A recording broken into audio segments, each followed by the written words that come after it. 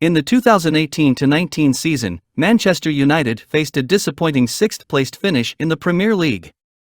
Not only did they concede more goals than all the teams above them, but also those below them, including Wolves, Everton, and Leicester City. To address this issue, the club invested heavily in strengthening their defense during the summer transfer window. They broke the British football record by signing Harry Maguire, making him the most expensive centre-back in history. However, 4 years later, Maguire's status at the club has changed dramatically, and he has become a frequent target of mockery on social media. So, what led to this decline? One obvious factor is the decrease in Maguire's appearances. In his first season, he started all 38 Premier League games. In the second season, he started 34, and in the third season, under the managerial transition from Ole Gunnar Solskjaer to Ralf Rangnick, he started 28 games.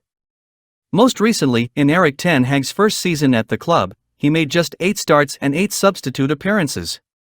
Despite being the club captain with a contract running until at least the summer of 2025 and earning wages of around £190,000 per week, it is clear that Maguire's value to the club is diminishing.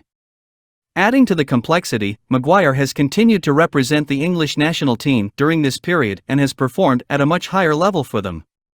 So, what is the underlying problem at Manchester United? The major contrast lies in the lack of stability. With the national team, Maguire has played under a consistent coaching staff, received public support from head coach Gareth Southgate, and often partnered with his close friend John Stones. However, at the club level, things have been different. Maguire joined Manchester United during a period of transition in terms of style and personnel. Since 2019, he has played under 3 different coaches, each with their own tactical demands, and alongside ever-changing teammates. Moreover, the atmosphere at the club has changed multiple times since Maguire's arrival, including the arrival of Cristiano Ronaldo, which reportedly overwhelmed many players, including Maguire. During Ralf Rangnick's tenure, Ronaldo made it clear that he would prefer Maguire not to be included in the team. Off the pitch, Maguire faced difficulties as well. In the summer of 2020, he was involved in a legal incident during a family holiday, which resulted in him and his brother spending 2 nights in police custody and being found guilty of various offenses. Although he received a suspended prison sentence, this saga undoubtedly affected his preparation for his second season at Manchester United. However, the bigger issues affecting Maguire have been technical and confidence-related. According to reports, Maguire excels when playing in his preferred position as a left-side centre-back. His aggressive man-marking style and ability to dominate duels on the ground and in the air were notable during his first year. While Maguire has never been known for his speed, he compensated for it by pushing out of the defensive line to make early tackles. Playing on the left also suited his ball-carrying skills and allowed him to protect the ball with his left shoulder as he moved forward. It also helped Manchester United overcome their ball progression issues in midfield. However, his career trajectory at Manchester United took a turn for the worse in the autumn of 2021. He made critical mistakes that led to goals in matches against Leicester City and Liverpool, exposing Manchester United's tactical dysfunction and vulnerability in midfield and counter-attacking situations.